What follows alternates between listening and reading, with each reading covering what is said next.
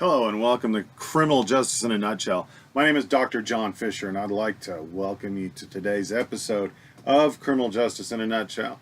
Today's episode is entitled Texas Law Enforcement Perceptions of the Right-Wing Militia.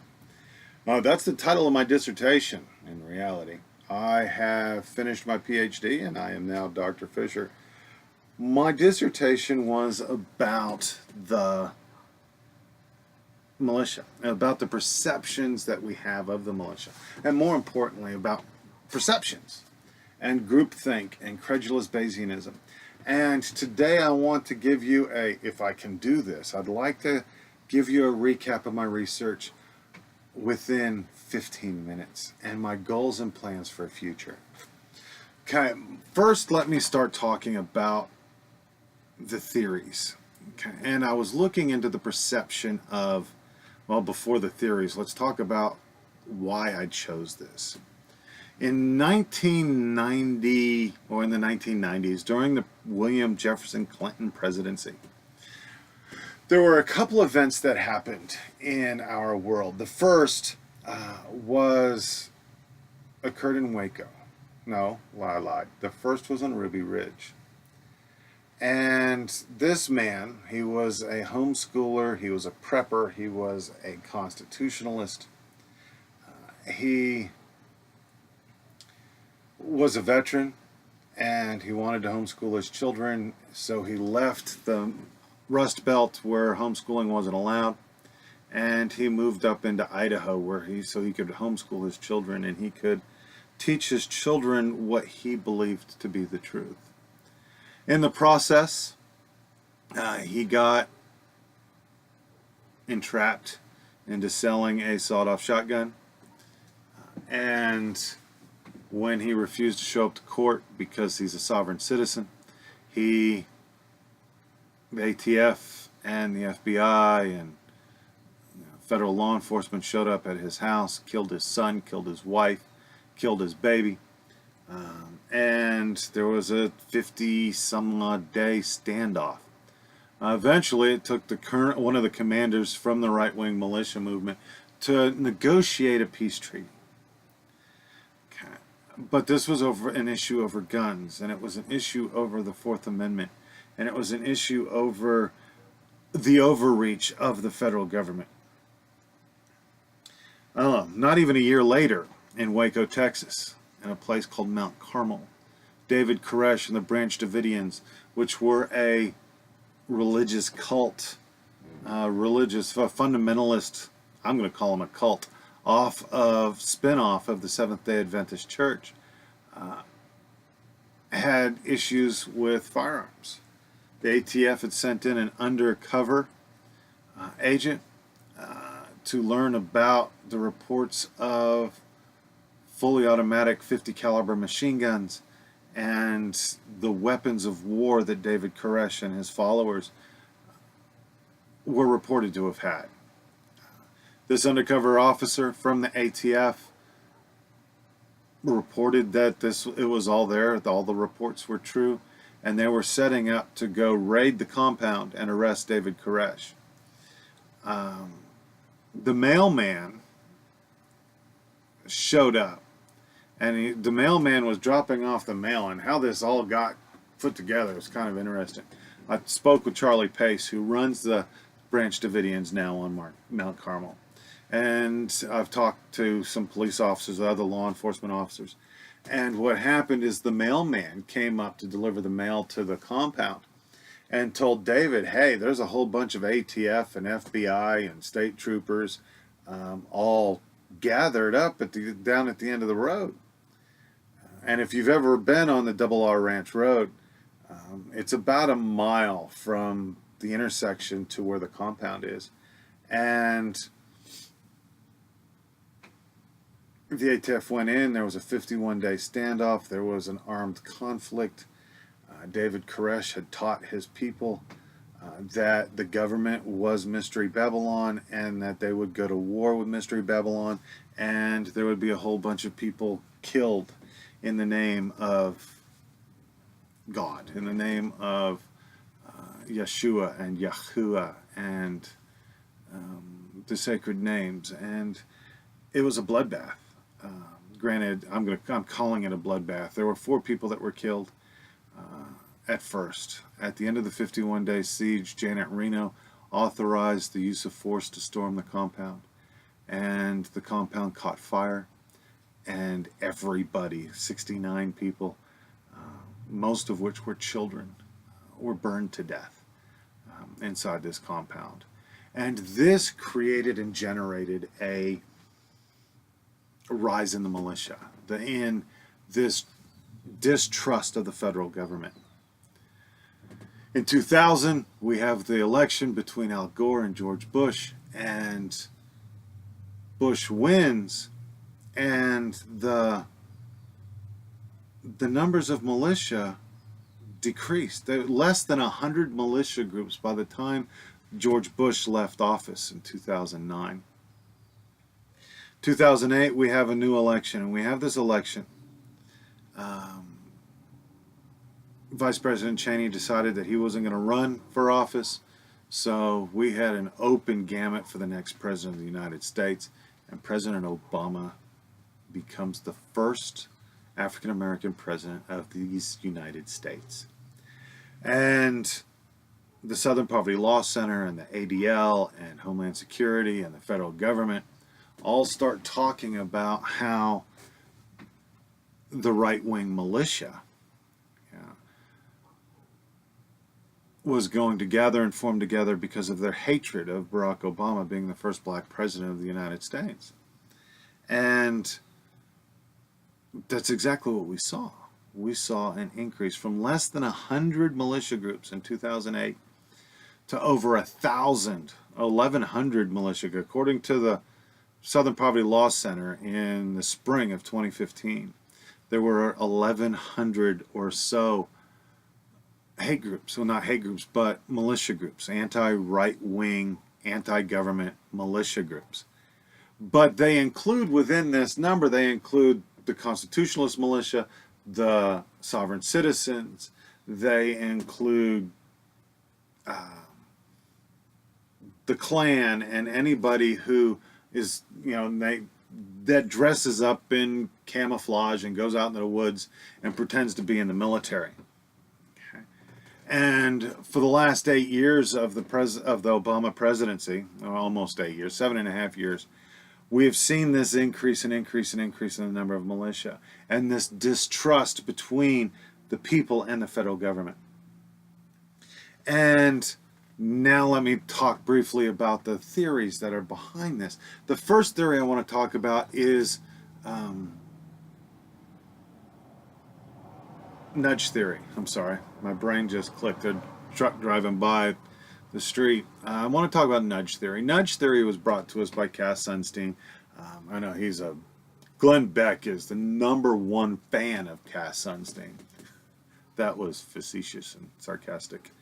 So don't go telling Glenn Beck that I think he's a fan of Cass Sunstein. But Cass Sunstein, a lead advisor for a long time for President Obama, stated, and he developed, among others, and there's a lot of other people that have worked on this and discovered and developed this theory of nudge theory.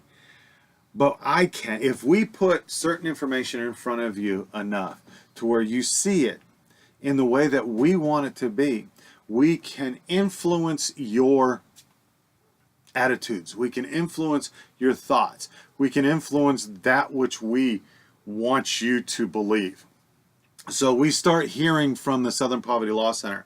We start hearing from Homeland Security. We start hearing from the Anti-Defamation League.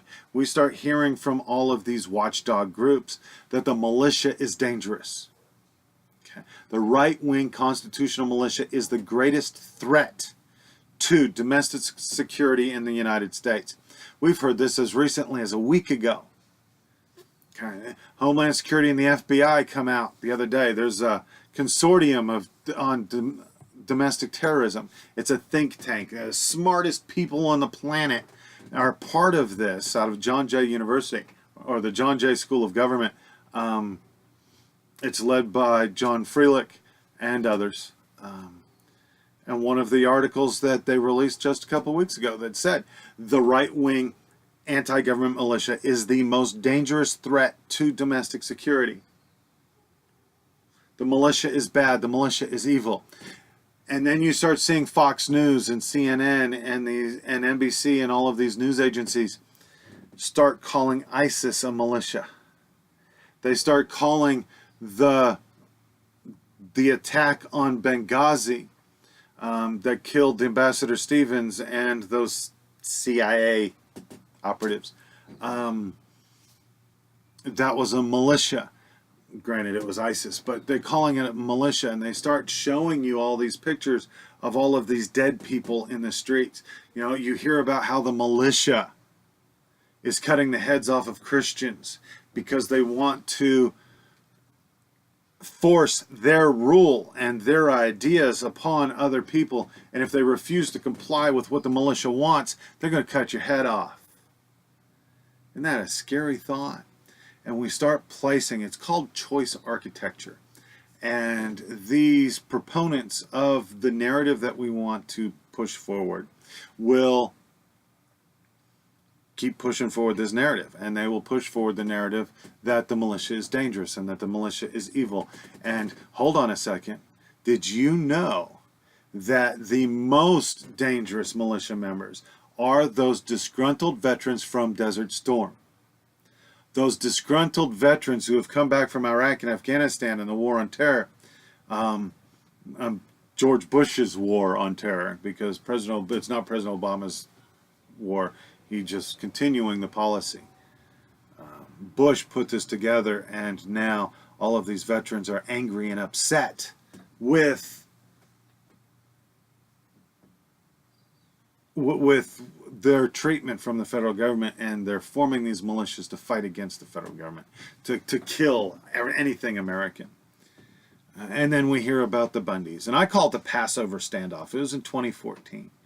The Bureau of Land Management, which prior to recently was known as the BLM. We can't call them the BLM anymore because the BLM is the Black Lives Matters movement, another militia. Although they're not called militia, are they? The Black Lives Matters movement is called protesters, people who are protesting the government, whereas the militia wants war with the government. Anyway, that's another research project. So the Bureau of Land Management decided that the Bundys owed the federal government millions and millions of dollars for grazing fees for running their cattle on federal land. And because the Bundys hadn't paid the bill, the federal government was going to come seize the cattle and kill the cattle and just euthanize the entire herd. Not use that herd for feeding the hungry or the homeless or anything like that. They're just going to kill the herd and let the carcasses rot in the desert. So Mr. Bundy got up onto his podium and he started talking about this overreach of the federal government, and got Sean Hannity involved and Glenn Beck and Rush Limbaugh, and that mobilized the militia. The Oath Keepers and a lot of other militia groups from all across the country. In fact, there was militia members as far away as New Hampshire that drove to the Bundy Ranch on federal land in 2014 on Passover. If you look at some of the pictures, you'll see men in, the ancient priestly robes and wearing talit and yarmulke and blowing on the ram's horn, because it was at Passover, and this was an armed confrontation. The BLM, the Bureau of Land Management, backed down. They decided that they didn't want to shoot on American citizens, and life went on. They started to discredit Bundy because Bundy had said a few things that were rather stupid, in my opinion, which made him out to be a racist and a sexist and just a hater. And the choice architects, those people that promote choice architecture, started pushing that in front, and it caused everybody to back away because they didn't want to be in the same boat as Bundy. They didn't want to be considered a racist or a sexist. So they didn't want to be associated with Bundy, so they backed away from this idea of private property and the protection of private property and the right to keep and bear arms, and because they didn't want to be associated with Bundy. And this is where the second theory comes in, and that's called credulous Bayesianism. And credulous Bayesianism is part of the nudge theory. It's part of groupthink, and we'll talk about groupthink in a minute. But credulous Bayesianism is the process of eliminating all outside voices. Okay? Any voice that contradicts what the narrative is gets silenced. We're going to call you a racist. We're going to call you a hater. We're going to call you a bigot. We're going to say that you're intolerant. We're going to do all of these things that we want people to avoid because, you know, nobody wants to be called these things. It's taboo. I think today, in American society today, it is worse to be called a racist than it is to be called a pedophile.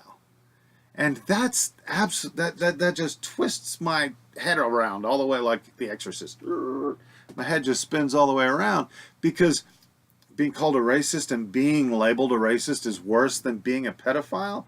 You know, people are out there going, well, of course, racism is a choice. Being a pedophile, you know, you're born that way and you can't help yourself but to be attracted to children. Yes. Anyway, we want to silence any voices. With incredulous Bayesianism, any voice that violates or contradicts the narrative has to be silenced within the group. You don't want to listen to Fox News because, you know, they're a bunch of liars and they're biased, and that's why we call them faux news. Faux news. Sean Hannity and faux news, and Bill O'Reilly and faux news. You know, but on the other side, in this other narrative, we hear about the Clinton News Network or the Caliphate's News Network. You know, they discredit the lamestream news or the lamestream media. You hear Rush Limbaugh call it that all the time, the lamestream media, because we want to discredit those sources of information so people won't rely upon those sources. The next is groupthink, brought to us by Irving Janis. And Irving Janis said that there were 8 characteristics within groupthink, and about in creating this group narrative. Okay, credulous Bayesianism punishes people for being for taking in outside sources and for leaving the group. So credulous Bayesianism is about controlling the in-group. Groupthink is about controlling the out-group. Okay, so now we've got the 8th characteristic of Irving Janis's idea of groupthink is that we have mind protectors who, you know, they sit out there and their entire job is to attack the outside group. Okay, they belittle, they insult, they attack. They don't talk about the message. They don't talk about what's being said. They talk and they attack the person. You know, the other day I was told, "What kind of doctor are you? You know, that's such a great big title for such a little person." I stand 6'3". I'm 275 pounds. There's nothing little about me. But they didn't like my ideas. They didn't like what I was saying. They didn't like the things that I was saying, even though that those things that I was saying was based in fact and truth. But what they did, so they attacked me. They discredited me personally. And this is how we can do this. Now, anybody that comes up and says that the militia is a good thing, they're going to be attacked. And we saw this in Oregon this past winter. Again, the Bundys get involved. The Hammond Ranch is being threatened by the federal government. Mr. Hammond and his son Hammond are being told that they have to go back to prison because of some issues with some fires and setting fires on their ranch, and the wind took the fire and burned federal property and put a firefighting crew at risk. So it was classified an act of terrorism, and they were sentenced. The mandatory minimum was for 5 years. The judge was a utilitarian judge. He wasn't a hardline judge. He was a utilitarian judge, and he believed that 5 years was inappropriate. So he sentenced them to 6 months and a year, or 6 months and 9 months. I forgot how much they sentenced them to. But he sentenced them to this time, and the federal government appealed the sentence, and these two guys were sent back to prison to finish their term. Well, the Bundys and the militia show up again, and they take over this federal compound in Oregon. It's a bird watching sanctuary. Teddy Roosevelt initially established it as an Indian reservation, and then there were no Indians that lived on it, so they turned it into a wildlife refuge. And it's a great place. It's a beautiful place. The scenery is beautiful. The wildlife and the birds, especially the birds, are beautiful. But the Bundys took it over, and they had this speaker from Arizona that was the spokesman for the group. And as they're driving along, as they're going along, I don't know, 30 days, 40 days, this standoff took place just this year, 2016. And Lavoy, Finnegas, I think his name was Lavoy, his wife, one of the Bundys, Amon Bundy, and his wife, and a couple kids, I think, decided that they were going to go to the next county over and talk to the sheriff, because they wanted to talk to the sheriff. They had an appointment with the sheriff. And the FBI and the ATF and the Bureau of Land Management had a roadblock, and they stopped them. And Lavoy gets out of the Suburban and says, I just want to talk to the sheriff. We're going to go see this sheriff. And the FBI shot him down, killed him. The video that was released by one of the wives showed that there were almost 100 rounds shot into the Suburban where Amon Bundy and these wives and these kids were, even though the threat was away from the car. The video that was released by the Bundys suggests that the federal government tried to assassinate the entire family. I'm not going to say that's what they did, but that's the video. That's the choice architecture that's being put forth. I wasn't there, so I don't know what the truth of the matter is. The FBI tells us that Lavoy reached for a gun and he was a threat, so they killed him. Great. If that's what happened, Lavoy needed to die. Why the car got shot, I don't know. Based upon the video, there was no threat coming from the car. But anyway, anybody that comes out and talks against this and against the actions of the government is automatically attacked. The Southern Poverty Law Center every summer they release a article, a book, the 30 most dangerous people from the right.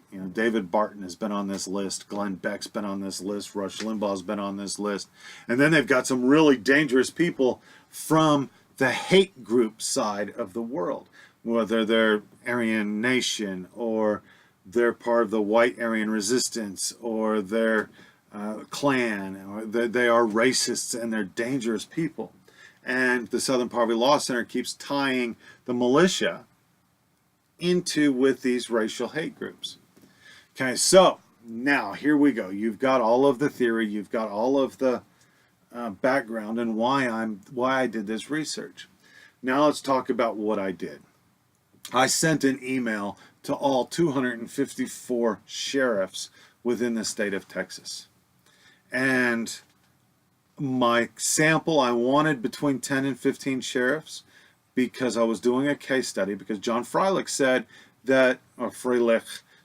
that our ideas, our thoughts, our knowledge about the militia might be wrong and it needed to be started over. So I conducted a case study and I interviewed 12 sheriffs. Once I got to 12 sheriffs, I stopped accepting accepting requests and people saying, yes, I will participate in your project. I just wanted between 10 and 15. I chose the number 12. When spoke with these 12 sheriffs, I got into my camper here, And I drove all over the state of Texas. I talked to sheriffs in the Panhandle. I talked to sheriffs in Central Texas, in West Texas, in the Big Bend. I talked to sheriffs in South Texas, in the Gulf Coast, and in East Texas. I think all of Texas was represented by at least one sheriff. And I sat down and I asked these sheriffs 6 questions because I wanted to find out about their perceptions and what they thought about the militia. The first question I asked was, hey, what are your perceptions of the right-wing patriot militia movement? The second question I asked was, how did you develop? No, that was not my second question. My second question is, how many militia groups do you have operating within your county? Okay, that's going to be very important because some sheriffs are going to have the militia, some sheriffs are not. And I asked a question about the open carry law because Texas now has an open carry law. If you have a concealed carry license, you can openly carry your firearm anywhere you desire to go, unless there is a 30-06 poster on the building or any place where alcohol is sold for on-site consumption. So you can't go to the saloon with your gun and have a shootout in front of the bar. We used to be able to do that a long time ago. But anyway, I asked them about their ideas, and I asked them about their thoughts of the open carry and the concealed carry.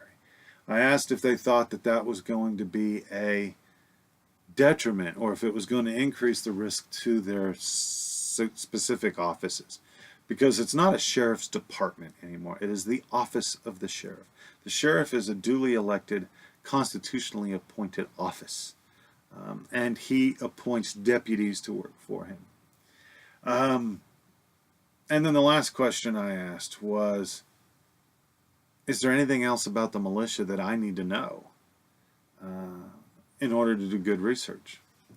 And let me go through. Of the 12 sheriffs that I interviewed, 10 of them said, no, the militia is not a threat. Of the 12 sheriffs that I spoke to, 10 of them, the same 10, well, 6 of them had direct activities or engagement with the militia. They had militia operating within their county. Another 4 of them had militia operating in a neighbor county, and they were well familiar with them. And then 2 had no experience, no knowledge of the militia at all. And you know, I did ask the question, how has your perception of the militia been formed? And I learned most of my information about the militia from the last question. But again, 6 sheriffs learned and built their perceptions of the militia because they've dealt with the militia. 4 have firsthand knowledge, but not actual experience. Okay? They're in the next county over. They've spoken with the sheriff of the next county over. One sheriff stated that he participates in a Western States Sheriff's Association, and he talks to a lot of sheriffs about the militia. And then there's 2 that they got all of their information about the militia from the media, from news sources, from the Homeland Security and the federal government. Wouldn't you believe it, that those were the same 2 sheriffs that believe that the militia is a significant risk. One sheriff actually said they are rabid dogs, and like rabid dogs, need to be put down. It's a scary thought, because if a rabid dog comes to me, I'm shooting him. The conclusions and what I learned, on the other hand, I had a sheriff who was the exact opposite. He has 3, count them, 1, 2, 3 militias operating in his county. And he stated that the greatest threat to his county was not the militia, not the sovereign citizens, but the Bureau of Land Management and the Environmental Protection Agency. The federal government is the greatest threat to his county. And if he felt the need, he would call up the militia, because they're nothing more than the old days posse. Okay. Back in the old days of Texas, when the sheriff needed help, he called up his posse. The posse and the militia are the same thing, according to him, in his opinion. They are civilians. They're not a bunch of white veterans who are mad at the government, who are underemployed or unemployed, and they're just disgruntled. They are disgruntled, don't get me wrong, but they're of all races. They're of both genders. They are doctors and accountants and lawyers and cops and police officers, and they're teachers. They're your everyday people who believe in the Constitution, and they want to protect the county. For those sheriffs that have the militia operating within their county, every one of them said, the leadership of the militia have come and sat down with me, they've talked to me, and they have volunteered their services. They have said, if you need us, call us, we're here to support you. One sheriff told me that the militia actually brings ammunition and gives ammunition to the sheriff's office, so that the sheriff's office and his deputies have enough ammunition to be able to do their job. One sheriff stated that his militia in his county had helped pay for and donated money to the county to help buy body armor for the sheriff and his deputies. That doesn't sound like a group that's threatening domestic security. One of the sheriffs that I spoke with down on the Gulf Coast, and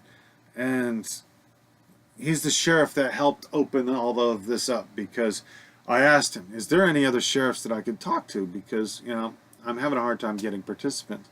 And he said, here, let me make some phone calls. And he made some phone calls. And I talked to another sheriff. He said, let me make some phone calls. And it just blew up, and I got all 12 of them. And then I'm still today getting, hey, can I participate in this? Yes, you can, but we've got to wait. I've got some things to do, and it'll be something I'm doing over the fall and the winter, and I'll get to that in a minute. But what we've learned and what I've concluded is that the right-wing patriot constitutional militia is not a threat to domestic security. They are a threat. I'm going to use that word very lightly. The constitutionalist militia has a grievance with the federal government. They think that the federal government is overreaching their constitutional authority. They think that they're going further than they should be going. But if there is an armed war, an armed conflict in this country, it is not going to be one started by the right-wing constitutionalist militia. It's going to be started by the federal government, like in Ruby Ridge, like in Waco, like in, well, almost happened during the Passover standoff in 2014 in Nevada, like what happened in Oregon. Yes, an armed group of militia took over the building, but the people that first started shooting was the federal government. Okay. The militia has a problem with the overreach of the federal government. The federal government does not have policing power. That is the job of the state. So my recommendations to help the future of this country is, when the federal government has an issue with a group, any group, whether it is the Oath Keepers or the Bundys or the Hammonds or the 3%ers or the We the People, all of these militia groups, or the 51st Missouri or the Michigan militia or the militia of Montana, if they have a problem with these militias, the federal government, if they have a problem with these militias, they don't need to go in there with their guns and their black SUVs. What they need to do is they need to go to the county courthouse. Sorry about that. They need to go to the county courthouse, and they need to talk to the sheriff. They need to say, hey, Sheriff Joe. I'm going to use Sheriff Joe Apaya because he's famous and his name is over there, and I haven't talked to him. He wasn't part of this research. But Sheriff Joe, can you go talk to this militia group? You know, Sheriff Joe has the Minutemen in his area. Instead of the ATF and the Border Patrol and the federal government's going and causing problems, they need to go to Sheriff Joe and they need to say, hey, Sheriff Joe, go talk to these people. We've got a problem with them. Can you coordinate an arrest? Can you coordinate taking care of this problem? And Sheriff Joe will say, yes, sir, that's my job. I'm the sheriff. I am the constitutionally appointed, duly elected law enforcement official of this county. I'll go do that. And then he's going to show up and he's going to say, Mr. Minuteman, I'm Sheriff Joe Apaya. I am the constitutionally appointed, duly elected law enforcement officer in this county, and you, sir, are in violation of the law. And this is how you're in violation of the law. You're under arrest. Come with me. And based on what I've learned, the militia is going to say, oops, I'm sorry, I'll go to jail. When the federal government steps in the place of the state and he tries to take authority and power away from the state, it causes problems for the militia. And the militia are going to stand up against that every time. You want to avoid an armed conflict. You want to avoid killing more American citizens. Involve the sheriff. Involve the office of the sheriff.